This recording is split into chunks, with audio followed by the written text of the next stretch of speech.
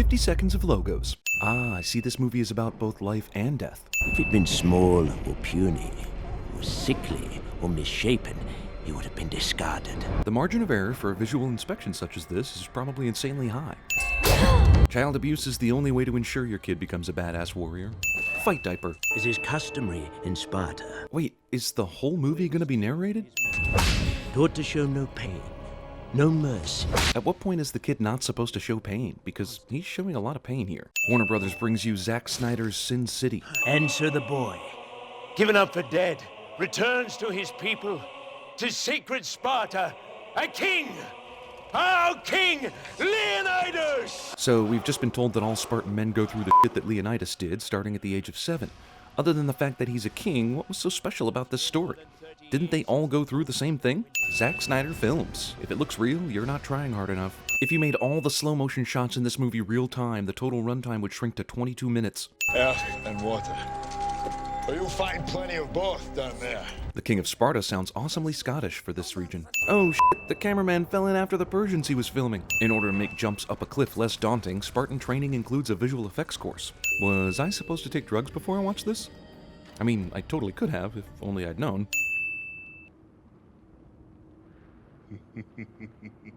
Is this racist? Until someone tells me it's not racist, I'm gonna go ahead and consider it racist. Leonidas. Also, all of Sparta can see the king's ding-a-ling if they happen to look out their windows. Is this all of them? As you ordered. 300. Roll credits. He is too young to have felt a woman's warmth. And the captain completely lied. He said all the soldiers had sons to carry on their names. All with born sons to carry on their name. And what's worse, he says he has others who could replace him. What a dick. Now that you ask. Where the f*** did they come from? Only the hard and strong may call themselves Spartans. Okay, sounds good. Only the hard. Only the strong. I heard you the first time. Double flute guy. We heard Sparta was on the warpath. Geez, they assembled the 300 warriors just this morning. How did word get to this group of soldiers so fast? Let's camp right on the edge of a terrifying drop-off. Why? Because it makes a cooler shot. Little kid lives just long enough to tell Leonidas what happened. Immortals. We'll put their name to the test. This is pretty gruesome, but damn, what a waste of time. This is clearly long shadows on a dirt surface, but in the previous shot we saw that the floor is all stone. So then this shadow has to be throwing itself out of her room, down the stone steps, and onto the dark courtyard. Except, as we saw a moment ago, there's tons of f***ing moonlight bathing the courtyard, without a trace of that torchlight coming from her room. More arts and crafts with dead bodies. I'm guessing people back then had blood made of glue or cement or something? How do you coordinate a job like this? Put a few rocks down, now it's time for a dead body. A few more rocks here, now another dead body? And with a little Spartan help, your Persian scouts supplied the mortar. So wait, what were they going to use for mortar if they didn't have cadavers? Wow, this guy really thought his whip was going to do something in this situation. I mean, he just saw a gruesome dead body wall and thought, my whip will take care of the people who did this. The wall is solid. It is? I mean, it's being thrown together with carcasses, man. Is there something about corpses that make a wall strong? Also, where are all those Persians that landed on the beach? There were tens of thousands of them, and now they're all gone, except for a dozen scouts killed for the wall? Where's the main base of operations? Where the f*** is everything in relation to each other? Dispatch the Volscians to the goat path. Pray to the gods. Nobody tells the Persians about it. Yeah, especially rejected hunchbacks whom you should have heard cursing your name just a second ago. You are wrong, Leonidas. Earthquake. No, Captain. Battle formations. Using this logic, there should be an earthquake every time the Persian army moves. Hold! Well, yeah, man, that's the whole plan, right? Stay here and let them come to you. Why would any of the Spartan soldiers be about to run off somewhere? Everyone in the battle gets quiet when someone yells, now. Leonidas told the hunchback guy that he had no use for him in the battle because he couldn't hold his shield up high enough for the phalanx. But what are these dudes doing back here? They aren't doing anything a hunchback couldn't do. And what about when the battle gets to this point in the open field? You couldn't use at least one hunchback here? Leonidas throws his spear and hits one guy, but two guys go down. What, are they conjoined twins? Geez, if they'd send more than one Persian at a time at him, they could take out the king pretty f***ing easy. Leonidas is kicking some major ass. Luckily, he's the only person that we will ever care about in this 300 Spartan army. No reason to show the other guys. I'm sure they're kicking ass in their own way, but who gives a shit, right? Why does the rest of the massive Persian army pause and wait while the Spartans drive this small group of Persians off a cliff? Oh, I see. It's so that we can get this shot. Great. Awesome. Also, a second ago, this cliff was wide.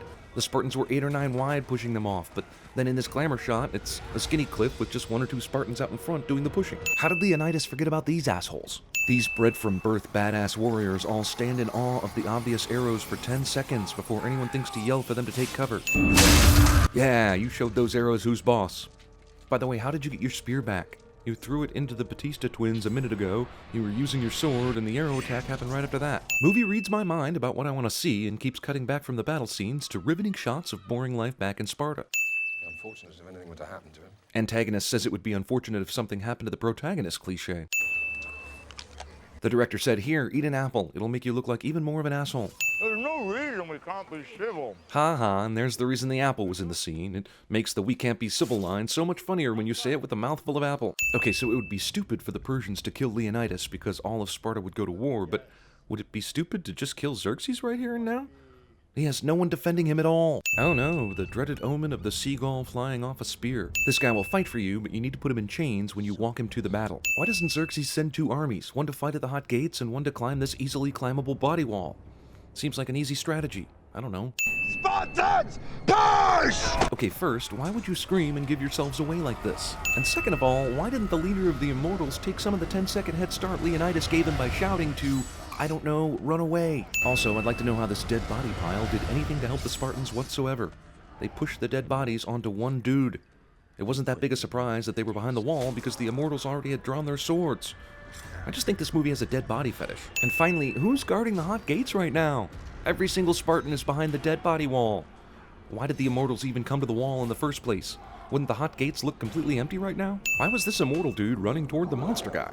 Was it so the monster guy could show his brute strength? Random axe shows up out of nowhere on the battlefield when all the Immortals use swords. This is such a weird fight scene. The monster thrusts his sword towards Leonidas and somehow he's able to stop it by crossing his arms. When it cuts back to the monster, he's got the blade end facing upwards somehow. Also, Leonidas somehow holds off the growling monster with one arm while his other hand goes to pick up a random dagger. Why did Xerxes and his never-ending army of millions take the night off? Can't they enter into a simple attack-sleep schedule where well-rested groups of soldiers can attack and keep the Spartans from getting any rest? Our eyes bear witness to the grotesque spectacle coughed forth from the darkest corner of Xerxes' empire. This grotesque spectacle coughed forth from the darkest corner of Xerxes' empire is a huge rhino. Grotesque spectacle felled by one measly spear. 100 nations descend upon us. The armies of all Asia. Yeah, but one at a time. No computers were harmed in the making of this scene. I officially don't know what the f*** is going on in this battle. There were elephants falling off cliffs, and now they're on a battlefield that looks like they're in the middle of a desert somewhere. And the Persians keep sending unskilled fodder toward the Spartans and expecting anything to change. Why would you throw your only weapon you have left at one dude when there's plenty of other dudes to kill? Oh well, it's not like they're a challenge or anything, I guess. Astanos! My son! Well, I hope you're happy. You just cursed your son to movie hell right there. Oh no, how will we ever warn him in time? Skilled warrior somehow doesn't hear a horse running behind him, and it takes about a month for him to finally turn around to see it. Where did the rider go? Did he just ride in here, cut a dude's head off, and disappear? Captain's cries of pain at the loss of his son are more frightening to the enemy than the deepest battle drums. What? The army of the dead, captained by an 8-foot god, is scared by mourning? Mourning? Was I supposed to take drugs before I watched this movie? 300 crosses into Rule 34 territory. Your joys will be endless. Can you just, use your god power to make me not look like Sloth? I require only that you kneel. Also, Persian Shaq is addicted to Sloth. You send men to slaughter for your own gain. Leonidas' wife insults the only guy that can help her. But tonight, we dine in hell! Hell has a horrible rating on Yelp. Sarcastic clapping cliche. This will not be over quickly. Actually, it's over pretty quickly. Did the Persian mole councilman just carry around his Persian-stamped gold coins everywhere he went? It's not like they'd be spendable in a city at war with Persia. Come to think of it, why did he even accept that as a payment in the first place? It's basically worthless to him. The steady breathing of the 300 at his back. There's nowhere near 300 of those guys left, dude. Bold Leonidas gives testament to our bloodline. The word was spread that bold Leonidas and his 300, so far from home, laid down their lives. How does the narrator guy have any idea what happened after Leonidas sent him home with his message? Just standing out here in a field, just in case someone wants to tell me my husband is dead. Credits brought to you by a much cooler version of the animated movie you just saw.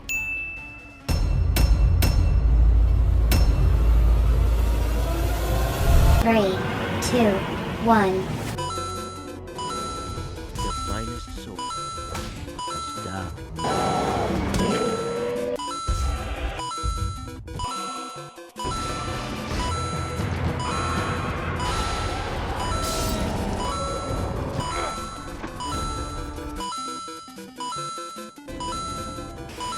Duke keeps his Spartan.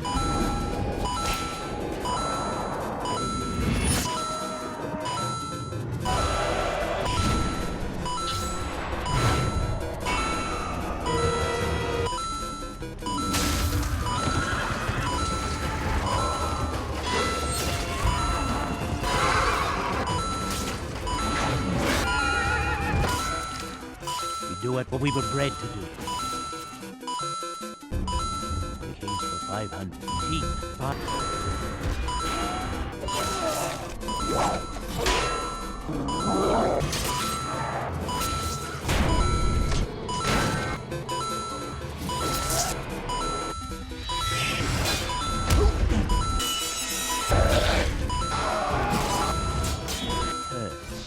We make a wondrous mess of things.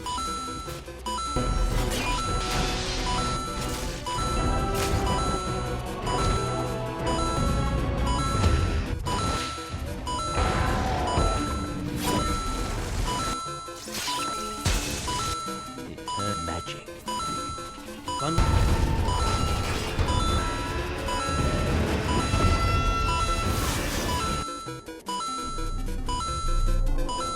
This.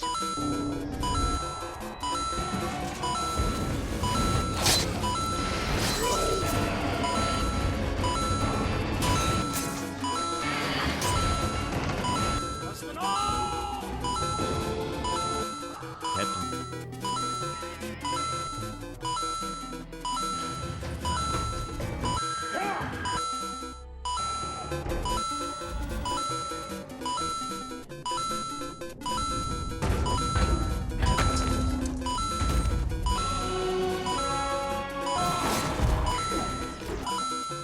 Stop it.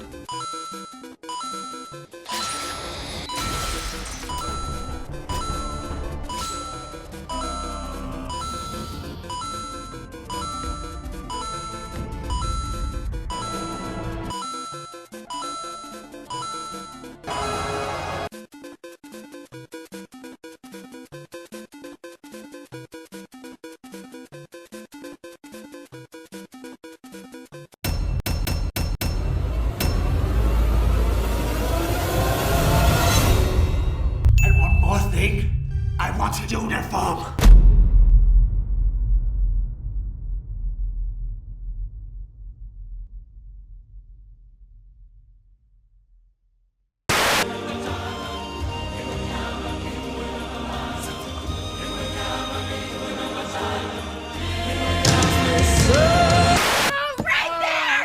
Yes! She's having an orgasm! This is the best sex ever! We're being followed. It's Gollum.